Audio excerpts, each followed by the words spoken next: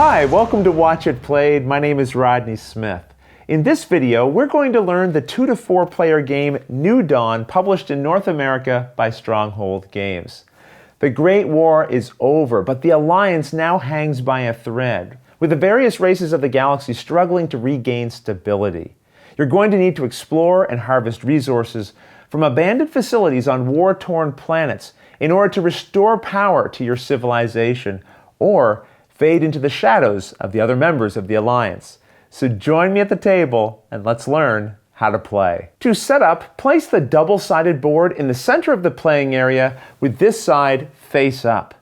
The square regions that make up the grid of the board are marked with numbers. Place the Alliance base in region 3-3. In a 4-player game, you use the entire grid of regions, but only those inside of the blue region in a 3-player game, and for 2 players, as we're setting up here, only the orange framed area is used. These are the base benefit cards, and they come in both orange and green. You should separate and then randomly collect 2 of each. Place 1 on each side of the board with matching colors across from each other and return any unused ones to the box. These are the ambassador cards. Shuffle and randomly choose a number of them equal to 3 plus the number of players. So in this 2-player game, I'll select 5, returning the rest to the box. Ambassadors and their tokens are placed in this area of the board, and you can put them in any order that you like. If you have the Among the Stars miniatures pack, which is available separately, you can use the ambassador figures in place of the tokens. The Phase A and B labels are found here on each of the facilities. There are 4 different facility cards which you can distinguish by the colors found on their banners here. These are further separated into Phase A and Phase B types. Shuffle each stack, placing the 4 Phase A piles face down into these spaces.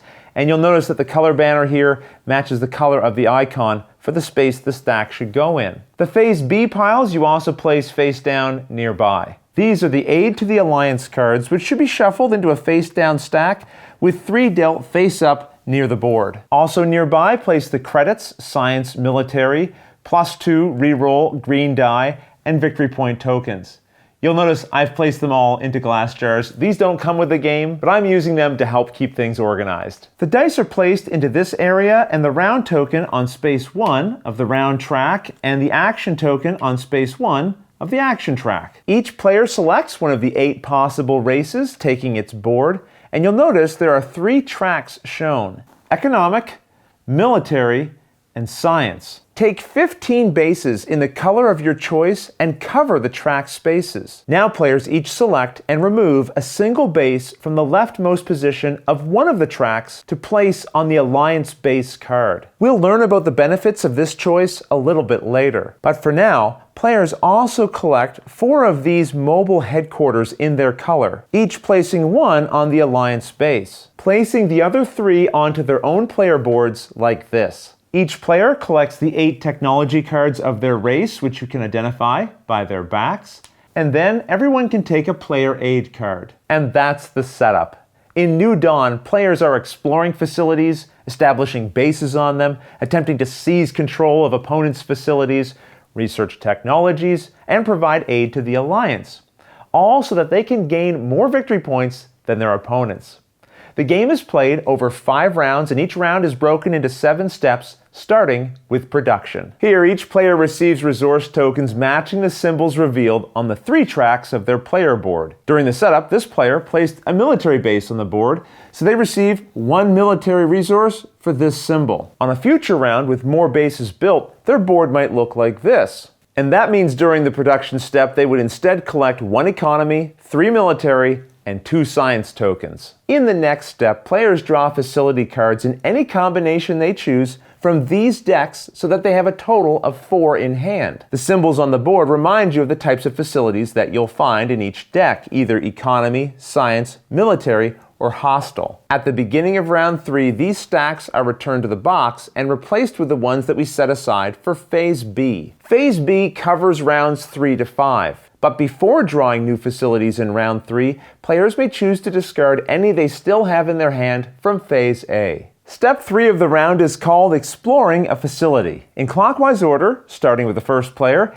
each must choose a facility in their hand to place on the main board in an empty region adjacent to a facility or the alliance base. Adjacent spaces are the 8 surrounding a specific region. Orientation of the facilities will come into play later, but in this step, it doesn't matter what orientation you place the facilities in. The player who places a facility may then resolve the ability that's written here, but they're not required to. Some facilities provide multiple effects separated by the word or. In those cases, the player may only choose one of the effects to resolve. And if the board's regions are ever entirely filled, leaving no more room for additional facilities, you simply skip this step during the round. In the next step, each player may buy one technology from those available to their race.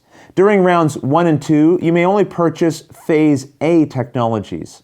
In rounds 3 to 4, you may purchase Phase A or Phase B technologies. The cost to purchase a technology is shown here in the upper right-hand corner. For example, this would cost 1 science token and then 1 token of any type. Purchased technology is always placed on the leftmost slot of the player's board here, and each may only be used once per round.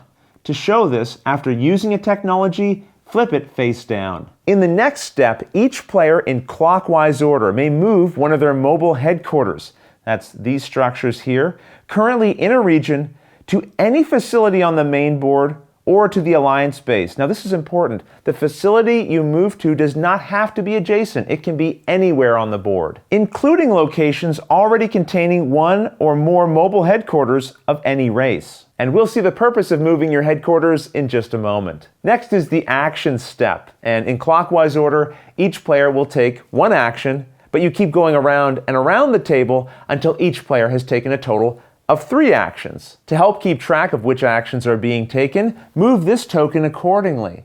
So after all the players have taken their first action, move the token here, and then when all of them are ready to take their third action, move the token once again. There are 5 different actions that you have to choose from, and when you're taking actions later in the round, you can repeat actions that you already took. So let's learn the different actions right now. Very simply, you can use an action to collect any single value resource token like science, military, or credits. Another action is establishing a base, and each facility has a type, as we mentioned before, that's indicated by the letter code here and the color of the banner, so either military, science, economic, or hostile.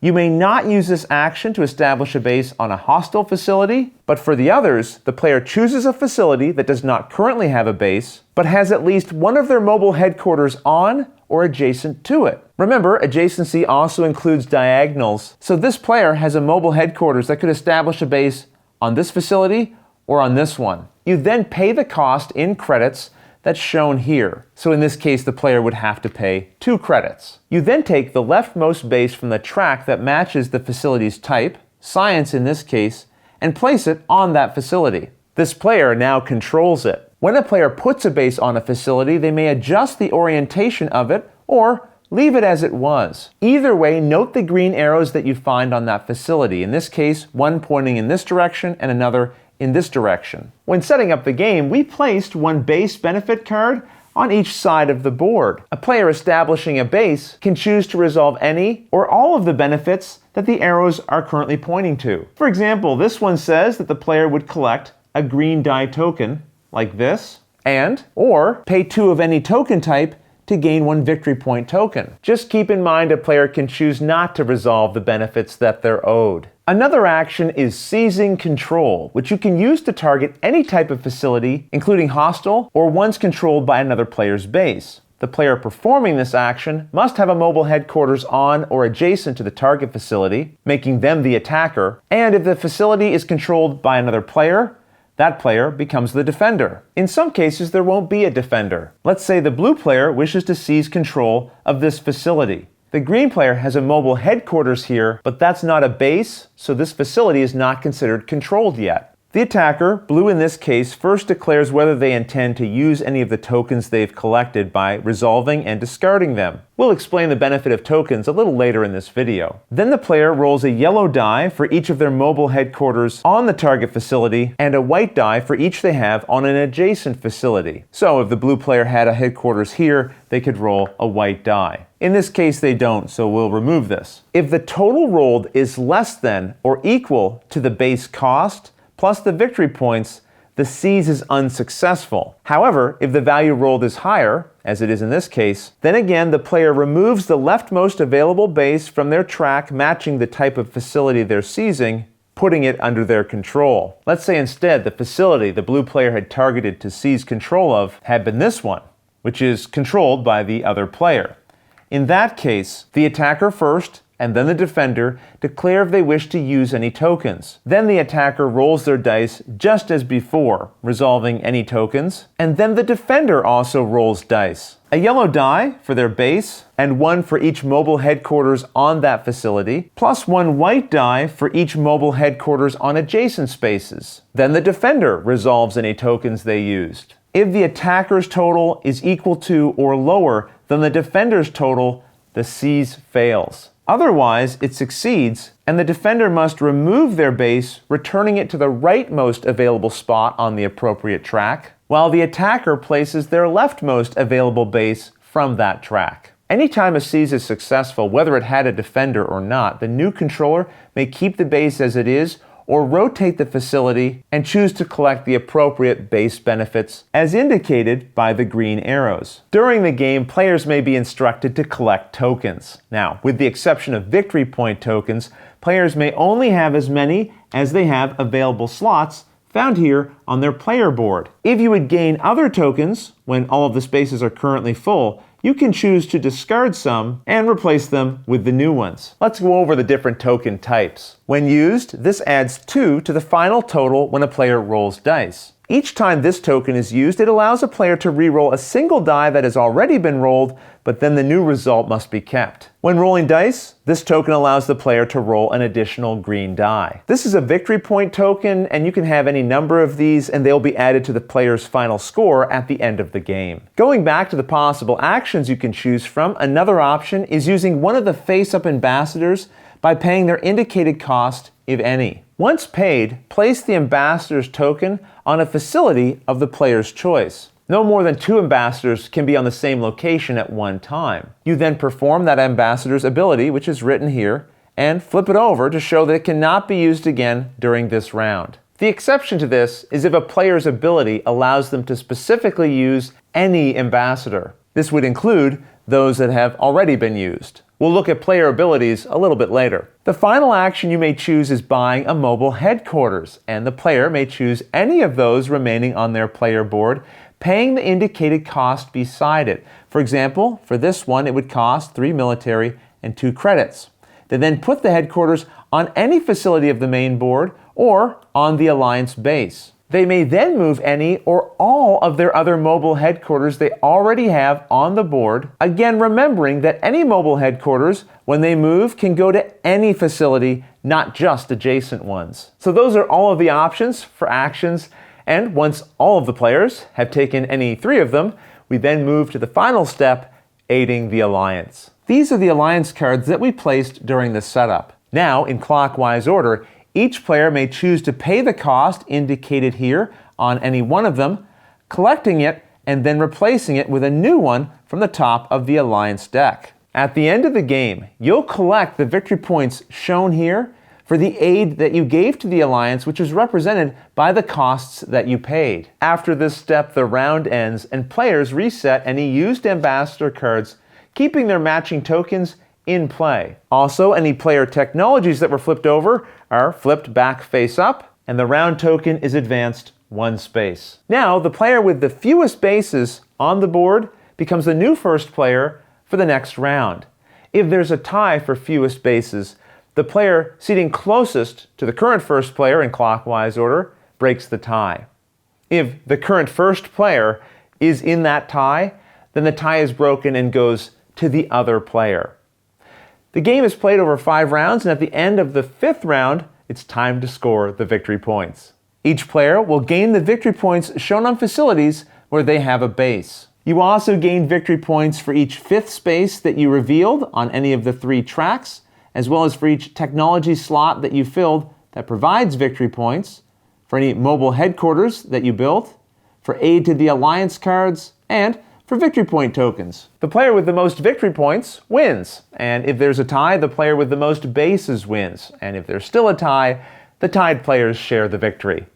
Before wrapping up, there's just a couple of small rules we still need to go over. Let's do that right now. First off, each race has its own special ability that can be used during the game, so be sure to pay attention to those. We talked about some of the colored dice, but there's also red dice as well, and these are mostly used by technologies and a particular ambassador. There's also a black die which you will roll together with a white die to determine random regions on the board when required. You'll notice the rows and the columns have numbers down the side either in black or white, so you just roll the 2 dice, and matching these up, it would indicate this region here. The game also comes with modules, which are optional rules you can add in, and you can use as many of them as you want. One of the modules are these stations, and it's recommended that you use no more than 3 of them at a time, rolling a white and black die for each to determine a random placement of them during the setup. Mobile headquarters can never be placed on stations, and some of them, like this one, will start with tokens on them. When the tokens are depleted, the station is immediately removed from play. You can also play with sectors. These are special areas of the board that surround certain regions and will have special rules as indicated by this card. To play with this module, you'll need to set up using the other side of the main board, which clearly has these highlighted sector regions. And that's everything you need to know to play New Dawn. If you have any questions at all, don't hesitate to put them in the comments below, and I'll gladly answer them as soon as I get a chance. But until the next episode, thanks for watching.